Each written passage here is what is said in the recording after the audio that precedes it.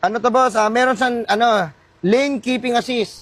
Lane keeping assist. Ibig sabihin, pag gago ka sa daan, kupal ka, kumbaga, di ba ito yung linya mo? Ay, hindi naman ako ganun, sa bagay. Hindi, pagpasalitan mo muna ako, kunyari, ito linya mo, diretso. Diretso. Eh, gusto mo pumunta dito. Oo. Hindi ka niya papayagan.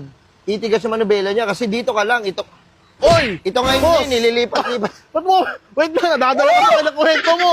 Hindi ako ganun. Hindi, yung example mo lang yun, pero hindi ako ganun. Lane keeping assist mo. Oo. Kunyari, ito yung linya mo, mali ka ng linya. Ililipat ka niya dito Kung baga pagka gumigewang ka na, napapunta ka sa kabilang lane, kinakain mo, babalik siya. Oh, boss. Ganun, Hindi pa yan, boss, meron pa siyang fatigue driving. Kunyari, ganito.